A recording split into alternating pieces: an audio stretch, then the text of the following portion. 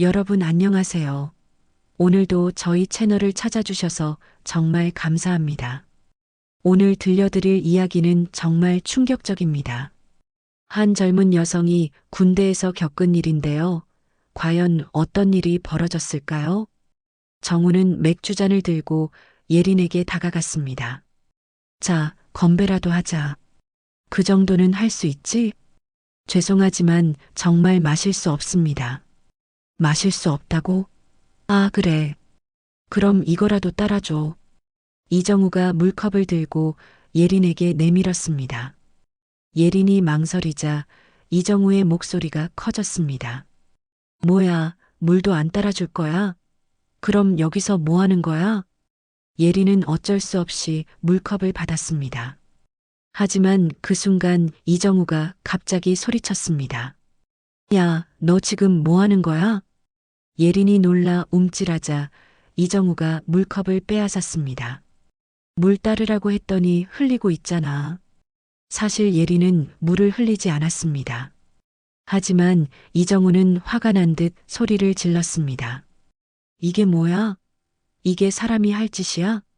그러더니 갑자기 물컵을 예린의 얼굴에 던졌습니다. 철컥? 물컵이 예린의 이마에 부딪히며 바닥에 떨어졌습니다.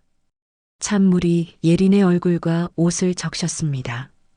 여러분, 정말 충격적이지 않나요? 대체 이 예린이라는 여성은 누구일까요? 왜 이런 일을 당해야 했을까요? 그리고 이 이야기의 결말은 과연 어떻게 될까요? 정말 예상하지 못한 반전이 기다리고 있습니다. 마지막까지 들으시면 깜짝 놀라실 거예요. 혹시 중간에 다른 영상으로 넘어가실 생각이시라면 잠깐만 기다려주세요. 정말 놀라운 이야기가 펼쳐집니다. 구독과 좋아요는 더 좋은 이야기를 만드는 큰 힘이 됩니다. 그럼 이제 이야기 속으로 들어가 보시죠. 이른 아침 육군훈련소 정문 앞에 검은색 승용차 한 대가 조용히 멈춰 섰습니다. 차에서 내린 것은 23살의 장혜린이었습니다. 키가 크고 어깨가 반듯한 그녀의 모습은 여느 신병과 다를 바 없어 보였지만 걸음걸이만큼은 남달랐습니다. 마치 오랜 시간 단련된 사람의 그것처럼 말입니다. 예린은 가방 하나만 들고 훈련소 안으로 걸어 들어갔습니다. 주변 신병들이 가족들과 아쉬운 작별을 나누는 동안 예린은 혼자였습니다. 누구도 배웅을 나오지 않았고 예린 또한 뒤를 돌아보지 않았습니다. 신병 장혜린. 접수대에서 이름이 불렸을 때 예린은 침착하게 앞으로 나섰습니다. 담당 부사관이 서류를 확인하며 고개를 끄덕였습니다. 대학교 휴학생이군. 체육과? 네, 그렇습니다. 예린의 대답은 간결했습니다. 더 이상의 설명도 부연도 없었습니다. 부사관은 잠시 그녀를 바라보더니 다음 절차를 안내했습니다. 첫날 체력 측정 시간이 되었습니다. 다른 여군 신병들이 긴장한 표정으로 준비하는 동안 예린은 조용히 스트레칭을 했습니다. 그녀의 동작은 자연스러웠고 마치 수백 번도 더 해본 것처럼 익숙했습니다. 자, 이제 팔굽혀펴기부터 시작하겠습니다. 조교 이정우의 목소리가 훈련장에 울려 퍼졌습니다. 28살의 이정우는 예비역 중사로 엄격한 군기로 유명했습니다. 특히 신병들에게는 더욱 까다로웠습니다. 신병들이 하나씩 팔굽혀펴기를 시작했습니다. 대부분 10여 개를 겨우 넘기는 수준이었습니다. 그런데 예린의 차례가 되자 분위기가 달라졌습니다. 하나, 둘, 셋. 이정우가 개수를 세기 시작했습니다. 예린의 팔굽혀펴기는 완벽했습니다. 자세도 속도도 호흡도 모든 것이 교범에 나오는 그대로였습니다. 20, 21, 22. 주변 신병들이 하나둘씩 고개를 돌려 예린을 바라보기 시작했습니다. 이정우도 처음엔 무심했지만 개수가 늘어갈수록 표정이 굳어졌습니다. 30, 31, 32. 결국 예린은 쉰개를 채우고 나서야 멈췄습니다. 훈련장이 조용해졌습니다. 여군 신병 중에서 이런 기록을 세운 사람은 처음이었습니다. 다음 달리기. 이정우의 목소리에는 미묘한 변화가 있었습니다. 달리기에서도 예린은 압도적이었습니다. 2000m를 다른 신병들보다 거의 3분이나 빠르게 완주했습니다. 쟤 뭐야? 진짜 대단한데? 체육과라더니 정말 운동선수 출신인가 봐. 신병들 사이에서 속삭임이 들렸습니다. 하지만 예린은 여전히 말이 없었습니다. 칭찬을 받아도 주목을 받아도 표정 하나 변하지 않았습니다. 점심시간이 되었습니다. 식당에서 예린은 구석진 자리에 혼자 앉아 밥을 먹었습니다. 다른 신병들이 다가와 말을 걸어보려 했지만 예린은 간단한 대답만 할 뿐이었습니다. 어디서 운동 배웠어요? 그냥 취미로 했습니다. 진짜 대단해요. 저희도 좀 가르쳐 주세요. 기회가 되면요. 예린의 대답은 늘 이런 식이었습니다. 거절하지도 적극적으로 응하지도 않는 애매한 태도였습니다. 시간이 지날수록 다른 신병들도 자연스럽게 거리를 두기 시작했습니다. 오후 교육 시간이었습니다. 이정우가 앞에 서서 군기와 규율에 대해 설명하고 있었습니다. 군대는 계급이 법입니다. 아무리 바깥에서 잘났어도 여기서는 신병이 전부입니다. 이정우의 시선이 잠깐 예린에게 머물렀습니다. 예린은 고개를 숙이고 메모를 하고 있었습니다. 특히 요즘 젊은 친구들 부모 백 믿고 설치는 경우가 있는데 그런 건 통하지 않습니다. 이번엔 확실히 예린을 보며 한 말이었습니다. 다른 신병들도 그것을 눈치챘습니다. 하지만 예린은 여전히 반응이 없었습니다. 저녁이 되었습니다. 생활관에서 예린은 자신의 침상을 정리하고 있었습니다. 다른 신병들이 하루 있었던 일들을 수다 떨며 이야기하는 동안 예린은 혼자 조용히 일기를 썼습니다. 첫날이 지났다. 모든 것이 예상했던 대로다. 하지만 이건 시작일 뿐이다. 예린은 펜을 내려놓고 창밖을 바라봤습니다. 별이 총총한 밤하늘이 보였습니다. 그녀의 마음속에는 아무도 모르는 무언가가 있었습니다. 그것이 무엇인지는 아직 아무도 몰랐습니다. 이정우는 사무실에서 신병들의 명단을 다시 한번 살펴보고 있었습니다. 장혜린이라는 이름 앞에서 손이 멈췄습니다. 태권도 국가대표 출신이라고 했나? 동료 조교가 고개를 끄덕였습니다. 네, 그런데 뭔가 석연치 않아요. 실력은 확실한데 너무 조용해서요. 조용한 게 좋잖아. 말썽 안 부리니까. 그렇긴 한데 왠지 모르게 신경 쓰이네요. 이정우는 명단을 덮으며 중얼거렸습니다. 그도 모르게 예린에 대한 견제심이 생기고 있었습니다. 입소 3일째 본격적인 야외 훈련이 시작되었습니다. 새벽 5시 기상 나팔 소리와 함께 신병들이 부산하게 일어났습니다. 예린은 이미 깨어 있었습니다. 다른 신병들이 비몽사몽한 상태로 세면을 하는 동안 예린은 이미 모든 준비를 마치고 있었습니다. 오늘은 행군 훈련입니다.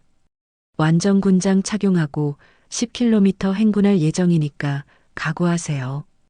이정우의 목소리가 훈련장에 울려 퍼졌습니다. 신병들의 얼굴에 긴장감이 스쳤습니다. 완전군장은 무게만 20kg이 넘었습니다. 행군이 시작되었습니다. 처음 몇 킬로미터는 모든 신병들이 따라갔습니다. 하지만 시간이 지날수록 차이가 벌어지기 시작했습니다. 어떤 신병은 숨을 헐떡이며 뒤처졌고 어떤 신병은 아예 주저앉아 버렸습니다.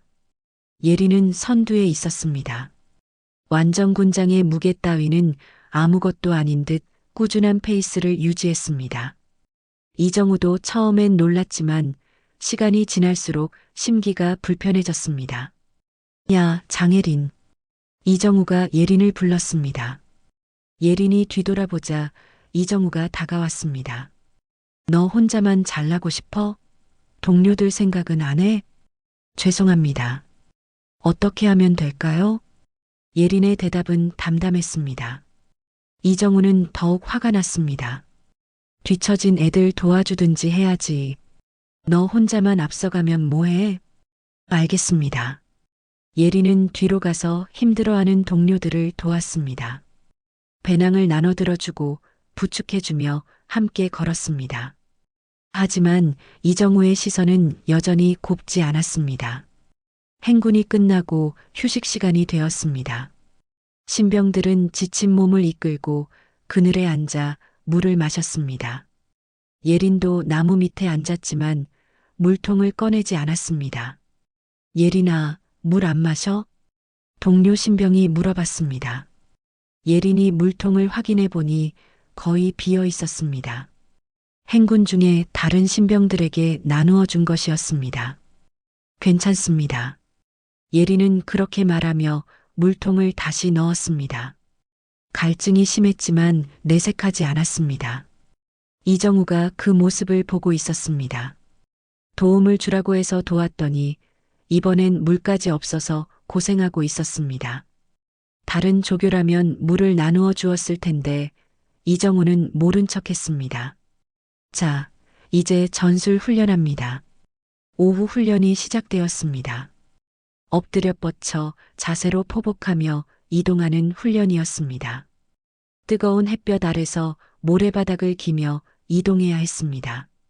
예린은 이 훈련에서도 뛰어났습니다. 동작이 정확했고 속도도 빨랐습니다. 다른 신병들이 모래투성이가 되어 헉헉거리는 동안 예린은 여전히 여유가 있어 보였습니다. 장예린, 앞으로 나와. 이정우가 예린을 불렀습니다. 예린이 앞으로 나서자 이정우가 큰 소리로 말했습니다. 여기 보세요, 여러분. 이게 바로 모범적인 자세입니다. 신병들이 박수를 쳤습니다. 하지만 이정우의 다음 말은 달랐습니다. 하지만 여러분, 혼자만 잘해서는 소용없습니다. 군대는 팀워크가 중요하거든요. 예린을 칭찬하는 듯 하면서도 동시에 깎아내리는 말이었습니다. 예린은 아무 말 없이 제자리로 돌아갔습니다. 저녁 식사 시간이었습니다. 예린은 평소처럼 구석진 자리에 앉아 밥을 먹고 있었습니다. 갈증 때문에 목이 말라 밥을 넘기기 힘들었지만 참고 있었습니다. 예린아, 물 좀 줄까? 옆자리 신병이 물컵을 내밀었습니다. 예린이 고개를 들자 여러 신병들이 자신들의 물을 나누어 주려 했습니다. 고맙습니다. 예린은 조금씩 나누어 마셨습니다. 그 순간 이정우가 지나가며 말했습니다. 어머, 우리 장예린 씨가 물도 못 챙겨 먹나 보네.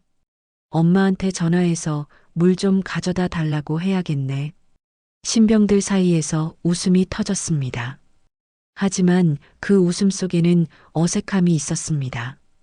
이정우의 말이 지나쳤다는 것을 모두가 느꼈습니다. 태권도 국가대표 출신이라면서 물 관리도 못하네. 역시 낙하산은 달라. 이정우는 계속해서 비꼬는 말을 했습니다. 낙하산이라는 말은 부모의 힘으로 쉽게 들어왔다는 뜻이었습니다. 예린은 여전히 아무 말이 없었습니다. 밥을 다 먹고 자리에서 일어났습니다. 그때 이정우가 다시 말했습니다. 어디 가는 거야? 허락받고 가는 거야? 화장실 다녀오겠습니다. 아, 그래. 근데 말이야, 너 진짜 태권도 국가대표 맞아? 아니면 그냥 엄마 따라 군대 체험하러 온 거야? 이번엔 식당 전체가 조용해졌습니다. 이정우의 말이 선을 넘었다는 것을 모두가 알았습니다. 하지만 아무도 나서지 않았습니다. 예린은 잠깐 동안 이정우를 바라봤습니다. 그녀의 눈에는 무언가가 번뜩였지만 곧 사라졌습니다. 죄송합니다. 그녀는 그렇게 말하고 화장실로 향했습니다. 뒤에서 이정우의 목소리가 들렸습니다. 에이, 재미없게 왜 저래? 그날 밤 생활관에서 예린은 일기를 썼습니다. 오늘은 힘들었다. 하지만 이 정도는 예상했던 일이다. 더 어려운 일들이 기다리고 있을 것이다. 하지만 나는 포기하지 않을 것이다. 창밖에서는 비가 내리기 시작했습니다. 내일은 더욱 힘든 하루가 될 것 같았습니다. 대대장실에서는 최태석 대대장이 조교들의 보고를 받고 있었습니다. 장혜린이라는 신병이 좀 특이하다고 들었는데, 네, 실력은 뛰어난데 너무 조용합니다. 뭔가 숨기는 게 있는 것 같아요. 최태석은 고개를 끄덕였습니다. 그도 예린에 대해 들은 바가 있었습니다. 계속 지켜보자. 문제가 되면 바로 보고해. 비는 밤새 내렸습니다. 내일부터는 더욱 혹독한 훈련이 시작될 예정이었습니다. 감사합니다. 3챕터를 이어서 작성하겠습니다. 입소 일주일째 전투 사격 훈련이 있는 날이었습니다. 신병들에게는 가장 기대되면서도 긴장되는 시간이었습니다. 아침 일찍부터 사격장으로 이동하는 버스 안에서 신병들은 웅성거렸습니다. 총 쏴본 적 있어? 게임에서만. 실제로는 처음이야. 무서우면 어떡하지? 예리는 창가에 조용히 앉아 밖을 바라보고 있었습니다. 다른 신병들의 떨림과 달리 예린의 표정은 평온했습니다. 마치 수없이 경험해본 일인 것처럼 말입니다. 사격장에 도착했습니다. 이정우가 앞에 서서 사격 요령을 설명하기 시작했습니다. 사격은 집중력이 가장 중요합니다.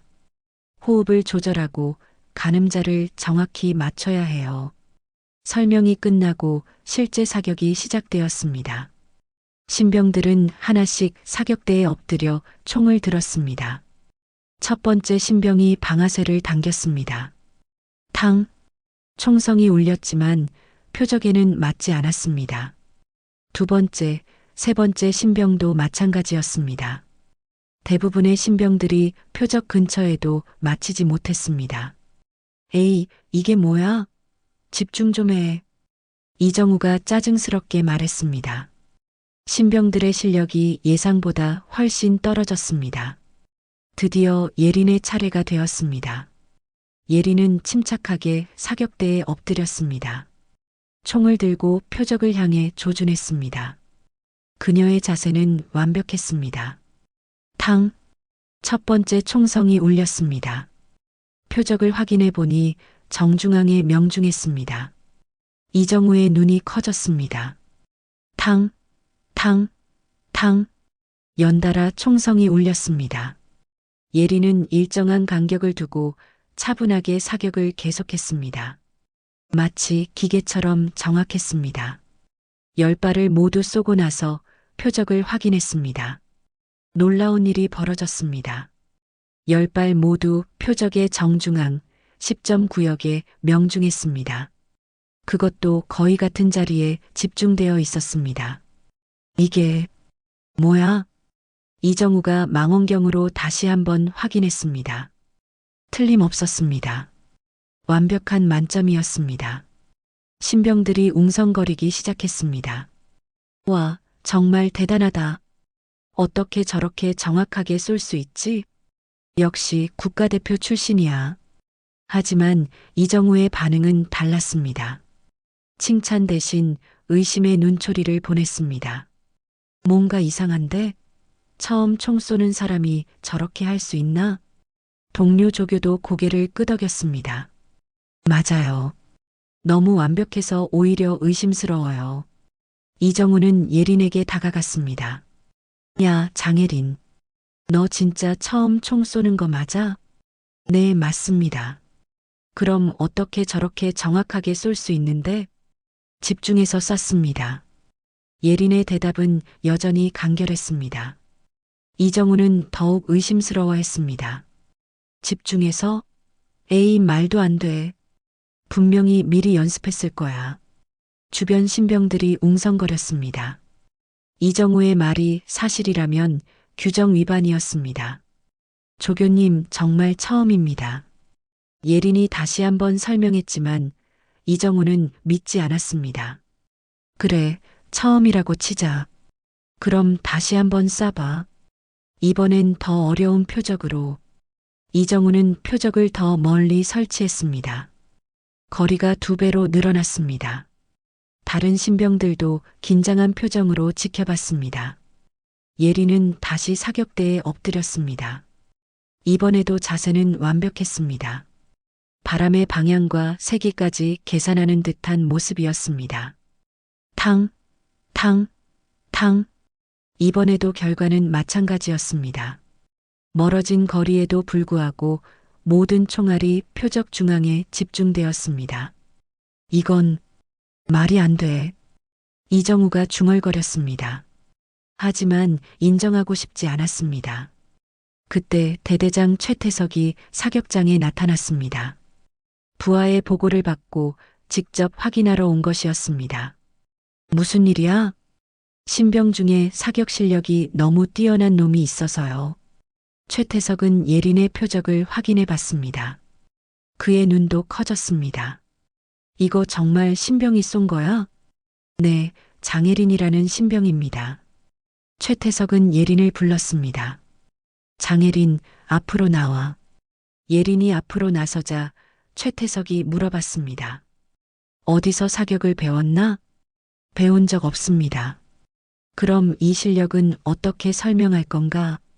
운이 좋았던 것 같습니다. 예린의 대답에 최태석은 피식 웃었습니다. 운? 이게 운이라고? 이건 전문가 수준인데? 최태석은 잠시 생각하더니 말했습니다. 능력이 있는 건 좋지만 여기서는 겸손해야 해. 너무 튀면 동료들과 어울리기 힘들어. 알겠습니다. 그리고 여자는 결국 한계가 있어. 아무리 잘해도 실전에서는 약점이 될 수밖에 없거든. 최태석의 말에 예린은 아무 대답도 하지 않았습니다.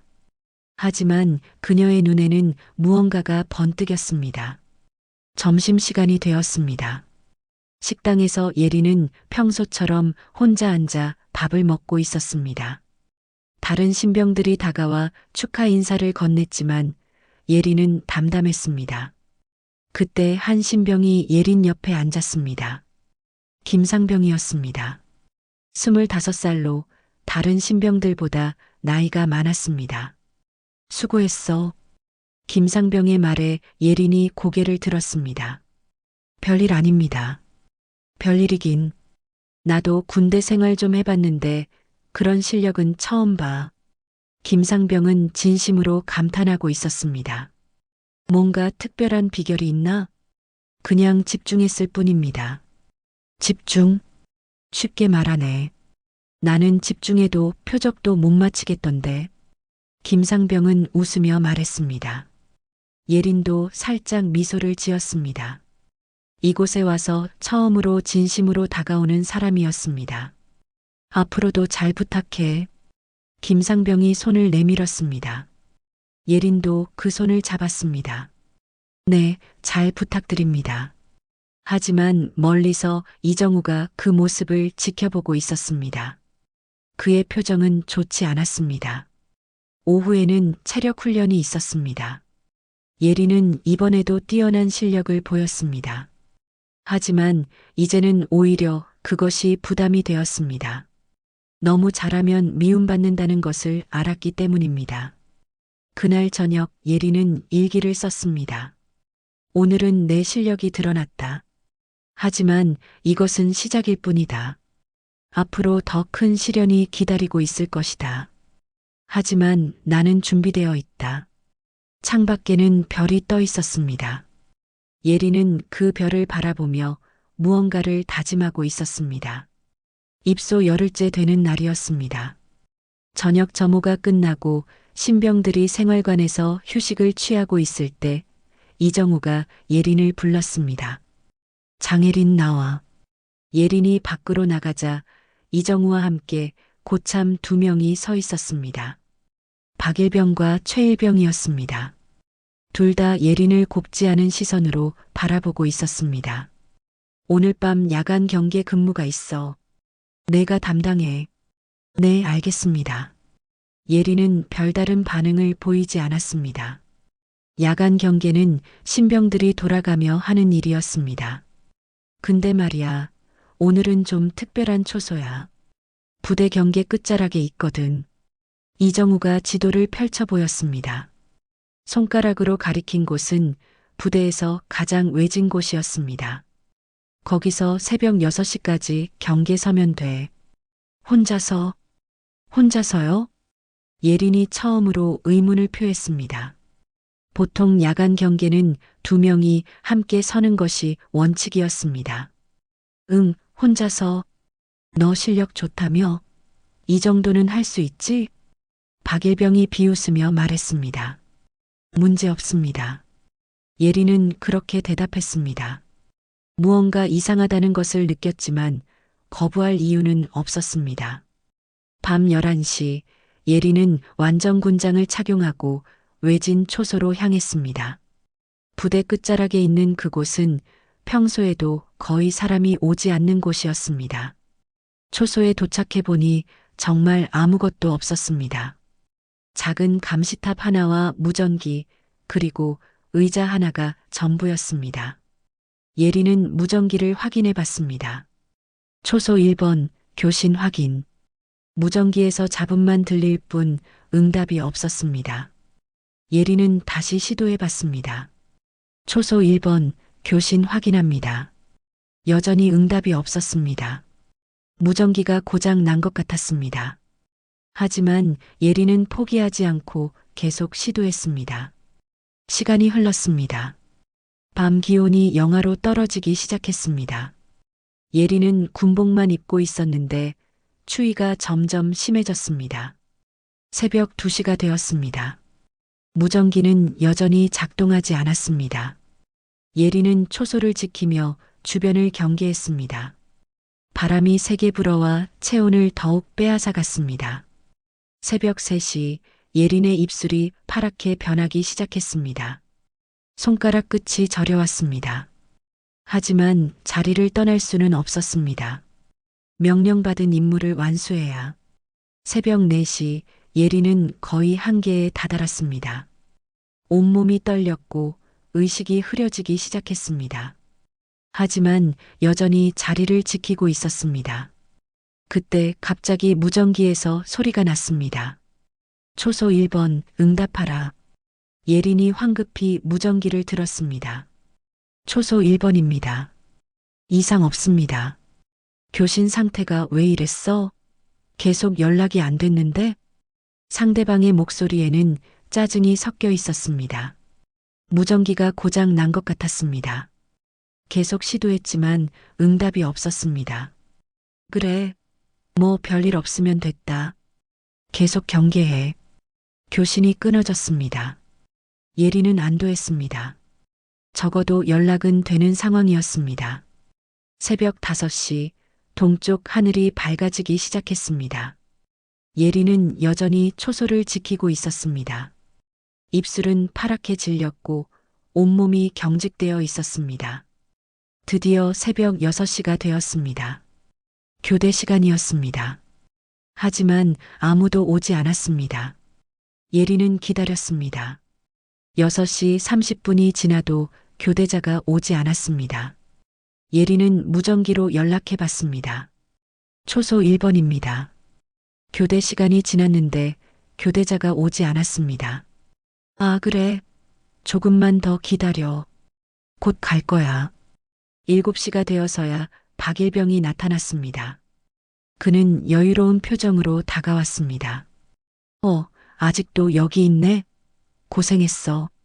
예린을 보고 놀란 듯한 표정을 지었습니다. 예린의 상태가 심각해 보였습니다. 괜찮아? 네, 괜찮습니다.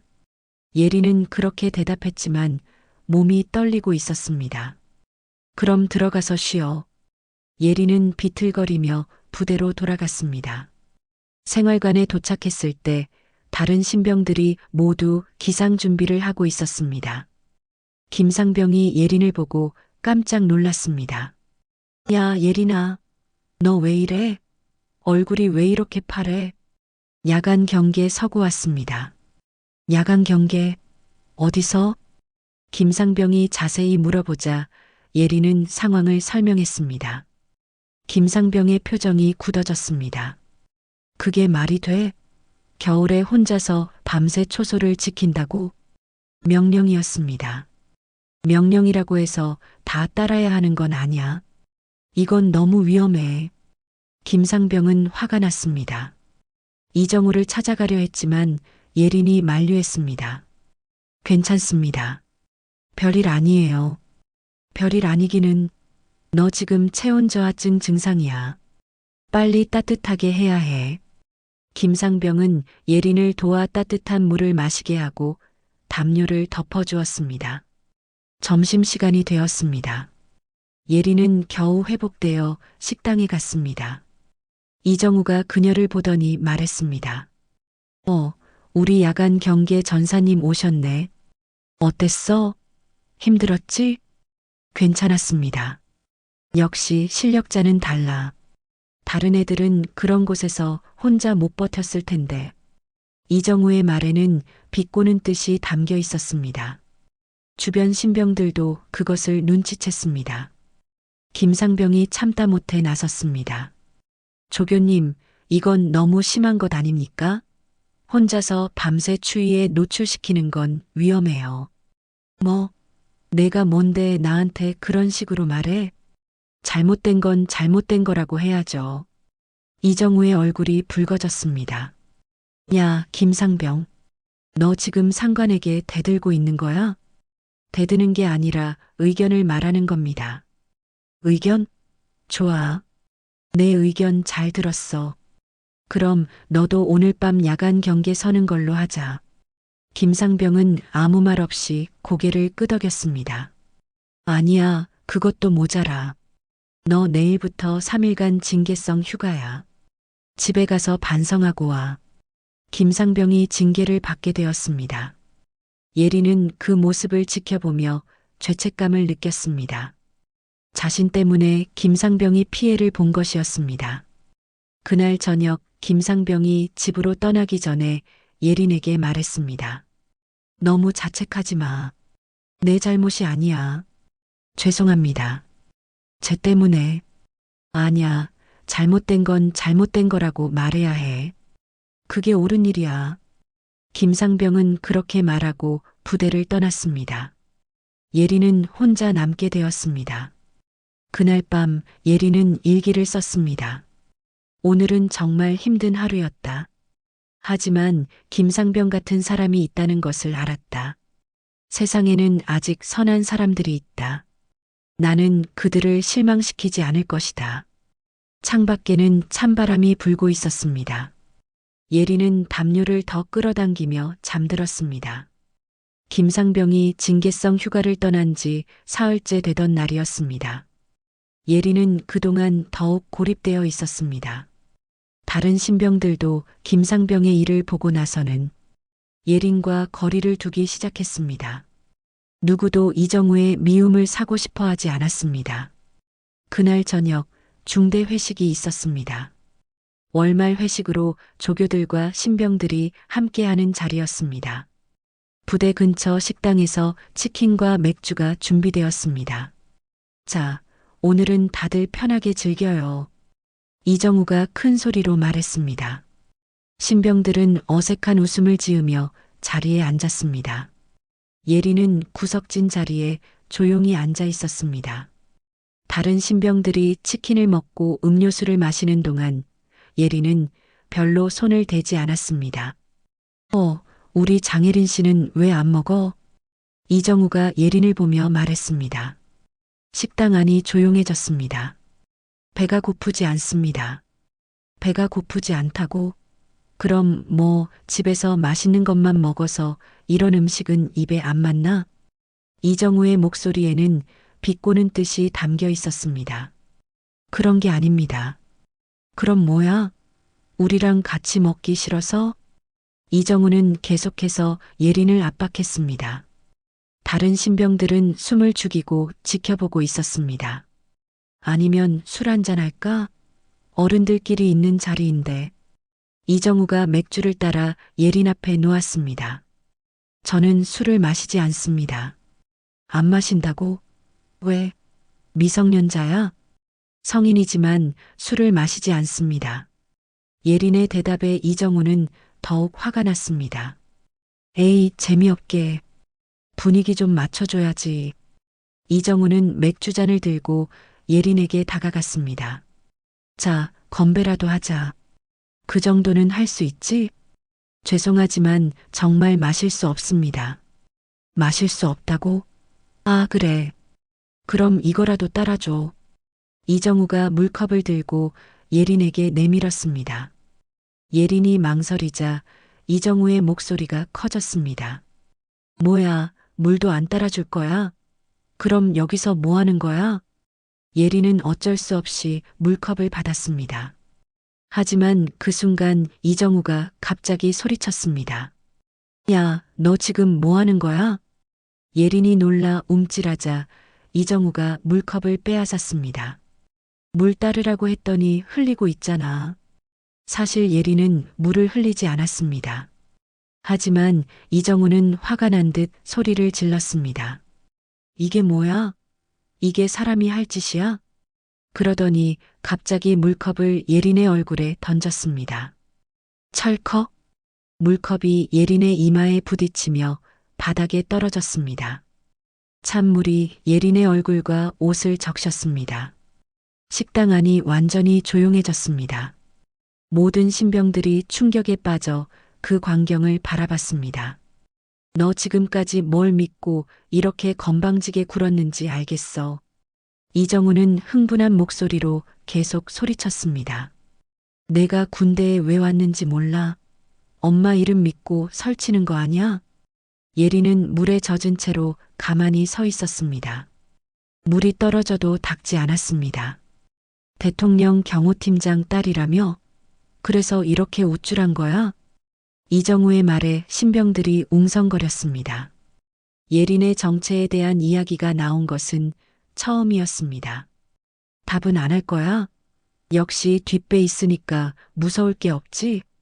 예린은 여전히 아무 말도 하지 않았습니다. 그저 고개를 숙이고 서 있을 뿐이었습니다. 야, 이 자식아. 사람이 말하는데 왜 대답을 안 해? 이정우가 예린의 어깨를 세게 밀었습니다. 예린이 뒤로 비틀거렸지만 넘어지지는 않았습니다. 미안하다고 말해. 동료들한테 피해 끼친 것 미안하다고. 미안합니다. 예린이 작은 목소리로 사과했습니다. 뭐라고? 목소리가 너무 작아서 안 들려. 미안합니다. 이번에는 큰 소리로 말했습니다. 이정우는 그제야 만족한 듯 웃었습니다. 그래, 그렇게 하는 거야. 진작 그럴 것이지. 식당 분위기는 완전히 얼어붙었습니다. 다른 신병들은 어떻게 반응해야 할지 몰라 했습니다. 그때 이정우의 휴대폰이 울렸습니다. 전화를 받은 이정우의 표정이 갑자기 굳어졌습니다.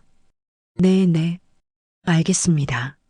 네, 바로 복귀하겠습니다. 전화를 끊은 이정우가 서둘러 자리에서 일어났습니다. 야, 회식 끝. 모두 부대로 복귀한다.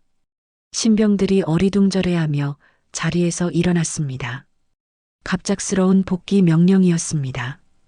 부대로 돌아가는 버스 안에서 이정우는 계속 휴대폰으로 통화를 했습니다. 네, 대대장님. 내일 몇 시에 오신다고요? 네, 알겠습니다. 예린은 창가에 앉아 밖을 바라보고 있었습니다. 옷은 여전히 물에 젖어 있었지만 신경 쓰지 않았습니다. 부대에 도착하자 대대장 최태석이 이정우를 불렀습니다. 조교실로 와. 이정우가 조교실로 가자 최태석이 말했습니다. 내일 대통령 주간 군사 퍼레이드 건으로 대통령 경호팀장이 직접 방문 예정이야. 경호팀장이요? 응. 대통령 지시에 따라 우수 신병 면담을 위해서 온다는군. 이정우의 얼굴이 창백해졌습니다. 혹시 그 경호팀장이 장미영 팀장이야. 왜? 최태석의 말에 이정우는 말을 잇지 못했습니다. 장미영은 예린의 성과 같았습니다. 뭔가 아는 게 있어? 아닙니다. 그냥 내일 오전 10시에 도착 예정이니까 미리 준비해도. 네, 알겠습니다. 이정우는 조교실을 나와 복도에 서 있었습니다. 머릿속이 복잡했습니다. 혹시 예린과 경호팀장 사이에 어떤 관계가 있는 것은 아닐까 하는 생각이 들었습니다.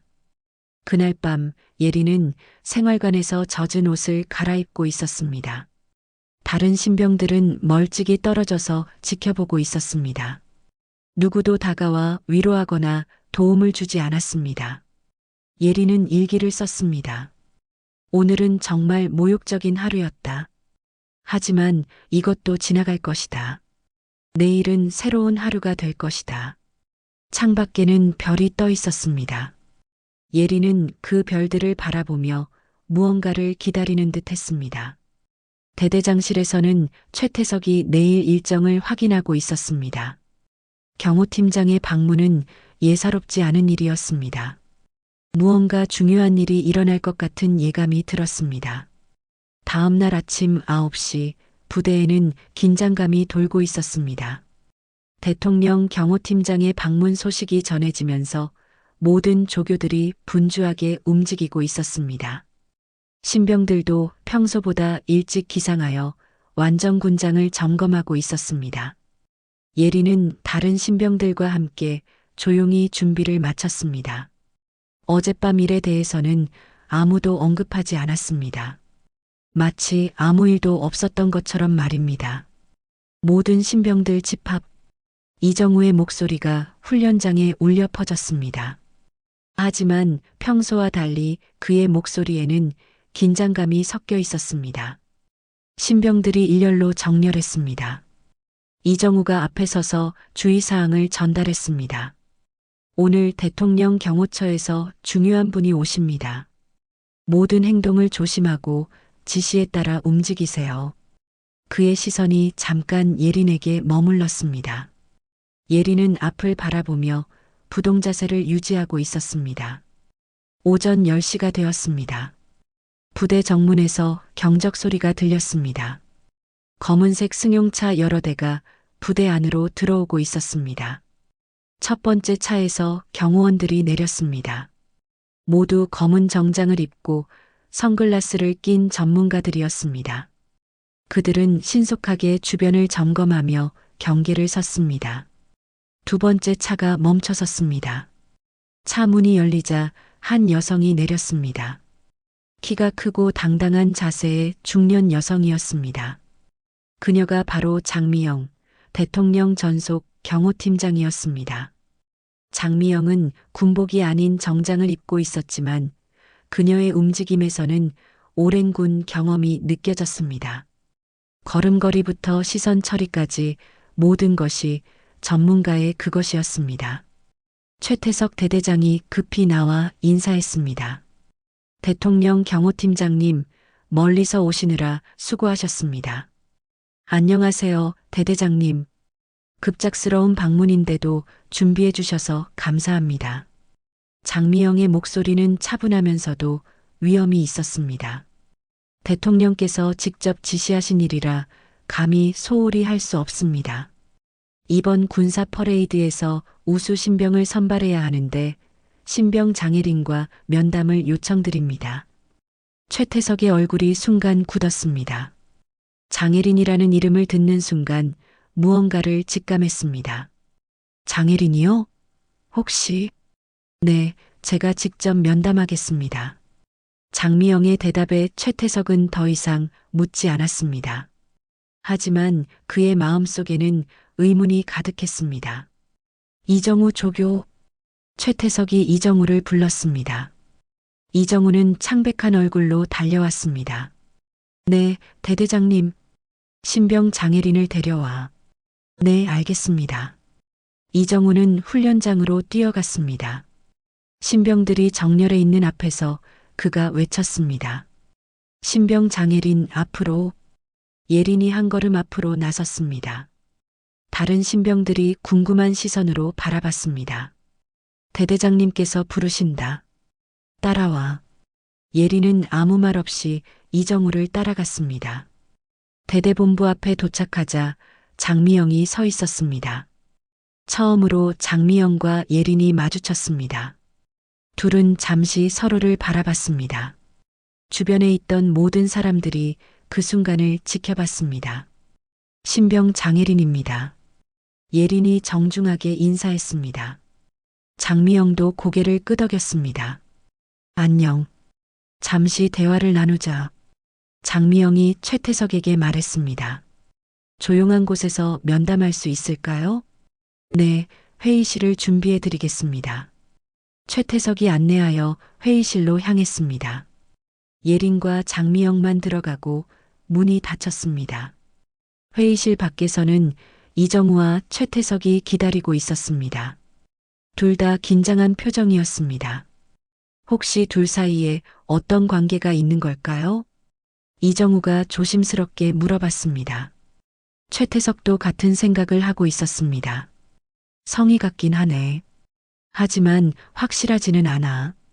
회의실 안에서는 장미영과 예린이 마주 앉아 있었습니다. 잠시 침묵이 흘렀습니다. 훈련은 어때? 장미영이 먼저 말을 꺼냈습니다. 공적인 자리였지만 목소리에는 어머니의 마음이 담겨 있었습니다. 힘들지만 견딜만해요. 혹시 부당한 대우를 받은 적은 없니? 예린은 잠시 망설였습니다. 어젯밤 일이 떠올랐지만 말하지 않았습니다. 아니요, 없어요. 정말 다른 신병들과 다르게 대우받는다든지 모든 신병이 똑같이 대우받고 있어요. 장미영은 예린의 대답을 주의 깊게 들었습니다. 예린이 무언가를 숨기고 있다는 것을 알 수 있었습니다. 예린아, 장미영이 조금 더 부드러운 목소리로 말했습니다. 네, 너무 혼자서 견디려고 하지 마. 때로는 도움을 요청하는 것도 용기란다. 예린의 눈에 순간 무언가가 흔들렸습니다. 하지만 곧 다시 차분해졌습니다. 알겠어요. 내일 대통령께서 직접 오셔서 군사 퍼레이드를 주관하실 예정이야. 우수 신병에게 직접 군복을 수여하실 거야. 예린이 놀란 표정을 지었습니다. 대통령님이 직접 오신다고요? 그래. 그리고 그 우수 신병이 바로 너야. 저요? 맞아. 훈련 성적과 평가를 종합한 결과야. 예린은 믿기지 않는다는 표정이었습니다. 하지만 저는 넌 충분히 자격이 있어. 자신감을 가져. 장미영이 일어나며 말했습니다. 내일 보자. 회의실 문이 열리고 둘이 나왔습니다. 밖에서 기다리고 있던 최태석과 이정우가 긴장한 표정으로 바라봤습니다. 대대장님, 신병 관리 잘해주셔서 감사합니다. 장미영이 인사했습니다. 아니요, 저희가 할 일을 했을 뿐입니다. 그럼 내일 다시 뵙겠습니다. 장미영이 차에 올라타기 전에 예린을 한 번 더 바라봤습니다. 예린도 그녀를 바라봤습니다. 둘 사이에는 말로 표현할 수 없는 무언가가 흘렀습니다. 차들이 떠나간 후 부대는 다시 평상시로 돌아갔습니다. 하지만 모든 사람들의 마음속에는 의문이 남아 있었습니다. 예린은 생활관으로 돌아가 자리에 앉았습니다. 다른 신병들이 궁금한 듯 바라봤지만 아무도 묻지 않았습니다. 이정우는 조교실에서 계속 불안해하고 있었습니다. 어젯밤 일이 자꾸 떠올랐습니다. 혹시 예린이 그 일을 말했을까봐 걱정되었습니다. 최태석도 대대장실에서 생각에 잠겨 있었습니다. 내일 대통령이 직접 온다는 것도 놀라운 일이었지만 더욱 궁금한 것은 장미영과 예린의 관계였습니다. 그날 저녁 예린은 일기를 썼습니다. 오늘 엄마를 만났다. 하지만 우리는 모녀가 아닌 경호팀장과 신병으로 만났다. 내일은 더욱 큰 일이 기다리고 있다. 나는 준비되어 있다. 내일은 모든 것이 밝혀지는 날이 될 것이었습니다. 다음 날 아침 부대는 완전히 달라진 모습이었습니다. 대통령의 방문을 위해 밤새 준비가 이루어졌습니다. 태극기가 곳곳에 개양되었고 붉은 카펫이 깔렸습니다. 경호처 요원들이 이른 아침부터 부대 곳곳을 점검하고 있었습니다. 예리는 다른 신병들과 함께 특별히 준비된 정복을 입었습니다.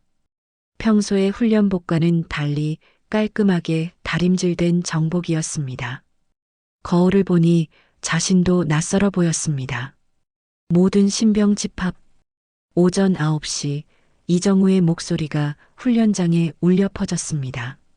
하지만 그의 목소리에는 평소와 다른 긴장감이 가득했습니다. 어젯밤 거의 잠을 이루지 못했던 것이 역력했습니다. 신병들이 완벽하게 정렬했습니다. 오늘만큼은 모든 것이 완벽해야 했습니다. 대통령이 직접 보는 자리였기 때문입니다. 오전 10시 부대 정문에서 사이렌 소리가 들렸습니다. 대통령 전용차가 도착하고 있었습니다. 경호 차량들이 앞뒤로 호위하며 위풍당당하게 부대 안으로 들어왔습니다. 첫 번째로 경호원들이 내렸습니다. 어제보다 훨씬 많은 경호원들이 주변을 에워쌌습니다. 그리고 장미영 경호팀장도 함께 내렸습니다. 마침내 대통령 전용차가 멈춰섰습니다. 차 문이 열리자 윤선중 대통령이 모습을 드러냈습니다. 최태석 대대장과 모든 간부들이 일제히 경례했습니다. 대통령님 환영합니다. 최태석이 큰 소리로 인사했습니다. 윤 대통령은 온화한 미소로 답례했습니다. 오늘 우리 장병들의 훈련 모습을 보러 왔습니다. 잘 부탁드립니다. 방송국 카메라들이 이 모든 장면을 생중계하고 있었습니다. 전국의 시청자들이 이 순간을 지켜보고 있었습니다. 윤 대통령은 장미영과 함께 훈련장으로 이동했습니다. 신병들이 정렬해 있는 모습을 차례로 둘러봤습니다. 모두들 훌륭해 보이는군요. 윤 대통령이 감탄하며 말했습니다. 신병들은 부동자세를 유지하며 앞을 바라보고 있었습니다. 대통령님, 이번 훈련에서 특히 우수한 성과를 보인 신병이 있습니다. 장미영이 윤 대통령에게 말했습니다. 그래요? 누구인가요? 직접 보시면 아실 겁니다. 연단이 설치되었습니다. 윤 대통령이 연단에 올라서자 모든 신병들이 차렷 자세를 취했습니다. 카메라들이 윤 대통령을 향했습니다. 존경하는 장병 여러분, 윤 대통령의 목소리가 확성기를 통해 훈련장에 울려 퍼졌습니다. 오늘 이 자리에서 여러분의 훌륭한 모습을 보니 대한민국의 미래가 밝다는 확신이 듭니다. 박수가 터져 나왔습니다. 신병들도 우렁찬 박수를 쳤습니다. 특히 이번 훈련 과정에서 뛰어난 실력과 인품을 보여준 신병이 있다고 들었습니다. 윤 대통령이 장미영을 바라봤습니다. 장미영이 고개를 끄덕였습니다. 그 신병에게 직접 훈련 완수 인증서와 특별 군복을 수여하고자 합니다. 훈련장이 조용해졌습니다. 모든 사람들이 누가 선택될지 궁금해했습니다. 윤 대통령이 봉투에서 종이를 꺼냈습니다. 전국에 생중계되는 화면 앞에서 또렷한 목소리로 외쳤습니다. 이름을 호명하겠습니다. 린. 순간 훈련장이 술렁였습니다. 예리는 믿기지 않는다는 표정으로 서 있었습니다. 신병 장예린 앞으로. 이정우가 떨리는 목소리로 명령했습니다. 예린이 천천히 앞으로 걸어나갔습니다. 연단까지 가는 길이 무척 길게 느껴졌습니다. 모든 시선이 예린에게 집중되었습니다. 카메라들도 예린을 따라 움직였습니다. 연단에 도착한 예린이 윤 대통령 앞에서 경례했습니다. 신병 장예린, 보고를 마치겠습니다. 수고했습니다. 윤 대통령이 친근하게 말했습니다. 그리고 특별히 준비된 정복을 예린에게 입혀주기 시작했습니다. 그때 뒤에서 장미영이 다가왔습니다. 그녀는 조용히 예린의 정복 어깨 부분을 정리해 주었습니다. 단추를 하나하나 차분히 정리하는 모습이었습니다. 마치 어머니가 딸의 옷을 정리해주는 자연스러운 손길이었습니다. 전국의 시청자들이 이 장면을 지켜보고 있었습니다. 윤 대통령이 정복을 입혀주고 한 여성이 뒤에서 정복을 정리해주는 모습이 화면에 잡혔습니다. 방송 해설자의 목소리가 들렸습니다. 지금 대통령께서 우수 신병에게 직접 정복을 수여하고 계십니다. 뒤에서 정복을 정리해 주시는 분은 장미영 경호팀장으로 보입니다. 시청자들 중 일부가 알아차리기 시작했습니다. 얼굴이 비슷하다는 것을, 그리고 뒤에서 정복을 정리해주는 자연스러운 모습을 말입니다. 정복 착용이 완료되었습니다. 예리는 대통령과 경호팀장 사이에 서 있었습니다. 마치 한 가족처럼 보이는 장면이었습니다. 축하한다. 장혜린 신병. 윤 대통령이 훈련 완수 인증서를 건네주었습니다. 감사합니다. 예린이 큰 소리로 대답했습니다. 그 순간 박수가 터져 나왔습니다. 하지만 가장 큰 변화는 훈련장에 있는 사람들에게서 일어났습니다. 이정우는 창백한 얼굴로 그 장면을 바라보고 있었습니다. 최태석 대대장도 충격을 감추지 못했습니다.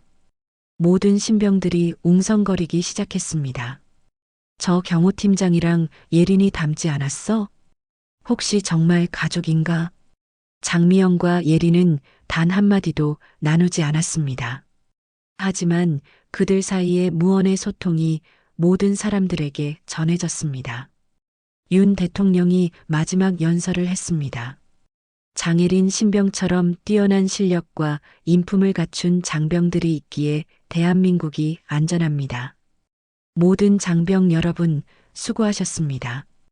행사가 끝나고 윤 대통령이 부대를 떠났습니다. 장미영도 함께 떠났습니다. 떠나기 전 장미영은 예린을 한 번 더 바라봤습니다. 그 시선에는 어머니의 자랑스러움이 가득했습니다. 예린은 여전히 연단에 서 있었습니다. 새로운 정복을 입은 채로 말입니다. 주변의 모든 시선이 달라졌다는 것을 느낄 수 있었습니다. 이정우가 다가왔습니다. 장혜린, 생활관으로 복귀해. 네. 예린이 대답했지만 이정우의 목소리에는 더 이상 권위가 없었습니다. 그날 저녁 뉴스에서 이 장면이 다시 방송되었습니다. 인터넷에서는 장미영과 예린의 관계에 대한 추측들이 난무했습니다. 대통령 경호팀장과 우수 신병, 혹시 모녀관계? 정복 정리해주는 모습이 너무 자연스럽다. 예린은 생활관에서 정복을 벗어놓고 일기를 썼습니다. 오늘 모든 것이 드러났다. 더 이상 숨길 필요가 없다. 이제 나는 내 이름으로 인정받았다. 창밖에는 달이 떠 있었습니다. 내일부터는 모든 것이 달라질 것이었습니다. 대통령 방문 이후 이틀이 지났습니다. 부대의 분위기는 완전히 달라져 있었습니다. 어제 저녁 뉴스에서 장미영 경호팀장과 예린의 관계가 공식적으로 확인되었습니다. 모녀관계라는 사실이 전국에 알려진 것이었습니다. 아침 기상 나팔이 울렸습니다. 예린은 평소처럼 일어나 세수를 했습니다. 하지만 주변 신병들의 시선이 완전히 달라져 있었습니다. 더 이상 경계하거나 거리를 두지 않았습니다. 오히려 존경과 부러움이 섞인 눈빛이었습니다. 예린아, 정말 대단하다. 어머니가 경호팀장이셨구나. 한 신병이 다가와 말했습니다.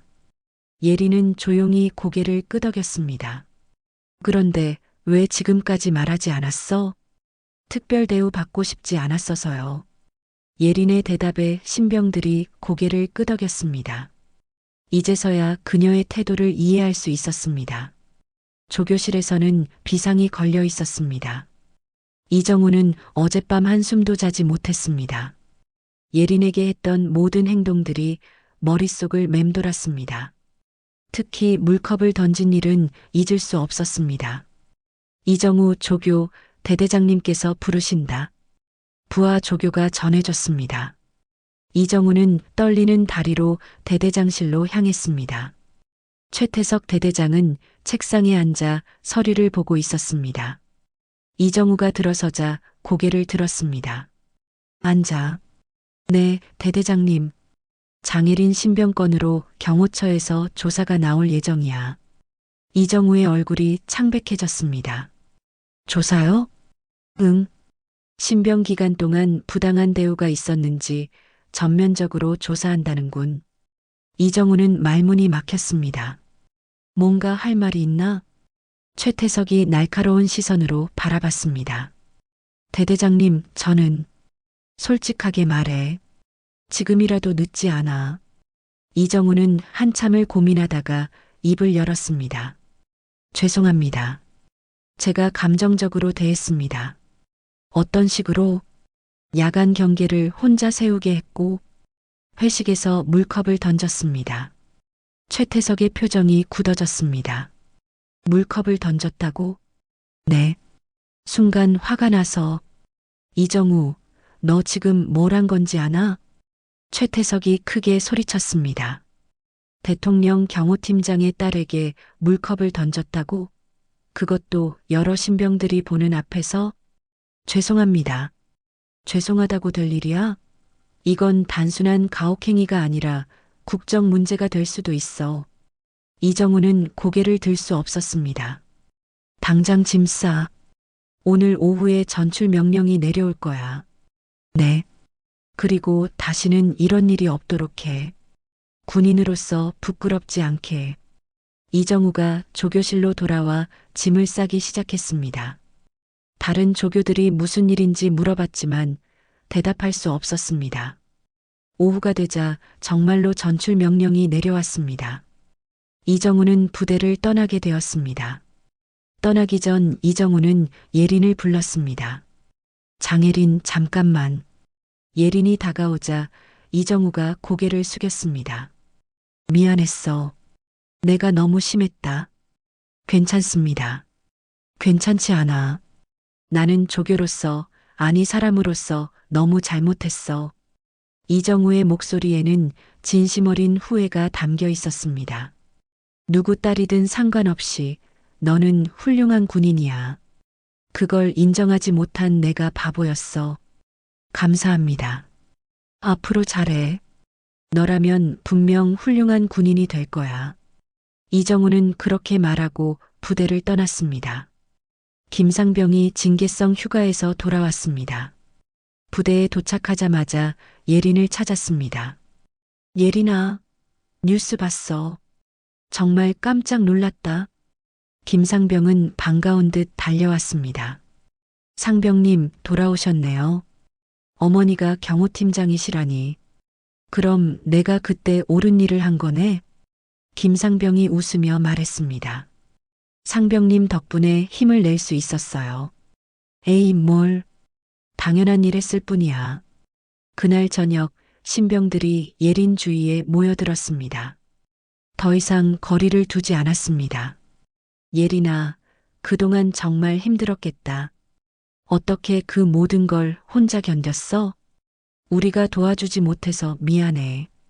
예린은 따뜻한 동료들의 말에 마음이 뭉클했습니다. 괜찮아요. 덕분에 더 강해질 수 있었어요. 며칠 후 최태석 대대장이 예편을 앞두고 있었습니다. 그는 대대장실에서 혼자 생각에 잠겨 있었습니다. 내가 틀렸어. 그는 중얼거렸습니다. 여자는 약점이 된다고 생각했는데 장혜린을 보니 그게 아니었어. 최태석은 창밖을 바라보며 독백을 이어갔습니다. 능력이 있는 사람은 성별이 중요한 게 아니었어. 나는 편견에 사로잡혀 있었구나. 그는 평생 품고 있던 고정관념을 버리게 되었습니다. 한 달 후 예린의 신병 교육이 끝났습니다. 수료식 날 예린은 최우수 신병으로 표창을 받았습니다. 장미영이 수료식에 참석했습니다. 이번에는 어머니로서 온 것이었습니다. 수고했다. 장미영이 예린에게 말했습니다. 엄마, 고마웠어. 뭐가? 그동안 모른 척 해줘서 덕분에 제 힘으로 해낼 수 있었어. 장미영은 예린을 꽉 안아주었습니다. 그동안 참아왔던 모정이 한꺼번에 쏟아졌습니다. 정말 자랑스럽다. 엄마도 고생 많으셨죠. 저 때문에 힘드셨을 텐데. 무슨 소리야. 내가 당당하게 해내는 모습을 보니 얼마나 뿌듯한지 몰라. 모녀는 오랫동안 서로를 껴안고 있었습니다. 수료식이 끝나고 예리는 생활관으로 돌아갔습니다. 마지막으로 일기를 썼습니다. 긴 여행이 끝났다. 처음에는 누구 딸인지 숨기고 시작했지만 이제는 당당히 내 이름으로 인정받았다. 장혜린으로 말이다. 창밖에는 봄이 오고 있었습니다. 벚꽃이 피기 시작했습니다. 변한 것은 군복이 아니라 시선이었다. 사람들이 나를 보는 시선, 그리고 내가 나를 보는 시선. 예리는 펜을 내려놓고 일어났습니다. 다른 신병들이 다가와 작별 인사를 했습니다. 예린아, 정말 고마웠어. 너 덕분에 많이 배웠어. 앞으로도 연락하자. 예리는 모든 동료들과 따뜻하게 인사했습니다. 김상병과도 마지막 악수를 나눴습니다. 고마웠어요, 상병님. 상병님이 없었다면 견디기 힘들었을 거예요. 에이, 뭘. 앞으로도 힘내. 예리는 부대를 떠나며 뒤돌아봤습니다. 힘들었지만 소중한 시간이었습니다. 며칠 후 예리는 새로운 부대로 발령을 받았습니다. 이번에는 당당히 장미영 경호팀장의 딸로서가 아니라 우수한 신병 장혜린으로서 발령받은 것이었습니다. 새 부대에서 선임들이 예린을 맞이했습니다. 너가 그 유명한 장혜린이구나. 신병 교육 최우수로 졸업했다며? 네, 잘 부탁드립니다. 우리도 잘 부탁해. 실력 좋다고 소문났더라. 예린은 미소를 지었습니다. 이제 더 이상 누구의 딸이 아닌 자신만의 이름으로 인정받는 군인이 되었습니다. 그날 밤 새로운 생활관에서 예린은 마지막 일기를 썼습니다. 이제 진짜 시작이다. 누구 딸이든 상관없다. 나는 이제 내 이름으로 당당히 살아갈 것이다. 장혜린으로. 창밖에는 별이 총총히 떠 있었습니다. 예린의 미래도 그 별들처럼 밝게 빛나고 있었습니다.